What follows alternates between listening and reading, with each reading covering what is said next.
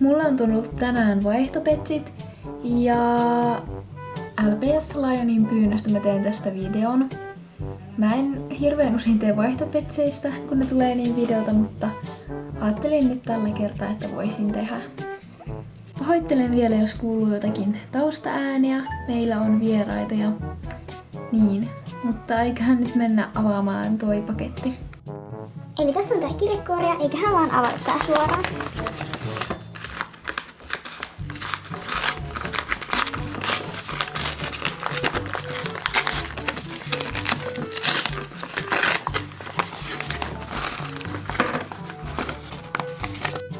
Ekana täällä oli tällainen kirja ja täällä lukee, että moi, tässä on tää Collie ja Cockeri.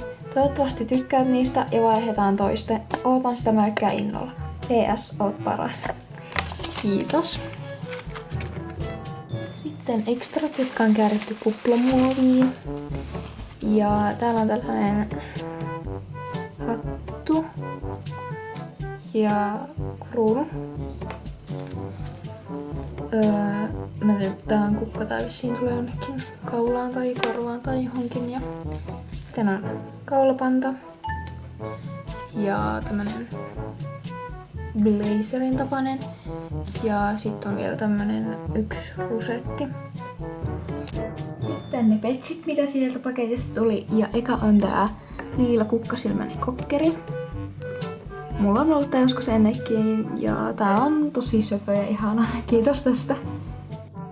Ja sitten se pääasia, minkä takia mä ylipäätänsä vaihdoin näitä petsiä, on tää Collie. Siis tää on aivan super ihana. Ja nyt mä oon yhden petsin lähempänä mun tavoitetta, joka siis on saada kaikki Colliet. Ja nyt mulla on niitä 12. Jee! Vielä kerran tosi iso kiitos näistä petseistä ja ekstroista ja kirjeistä ja kaikesta. Ja mä lähetän sun petsit tänään tai huomenna. Ja toivottavasti tykkäsitte videosta. Vähän erilainen tällä kertaa ja mennään sitten ensi kerralla. Moi moi!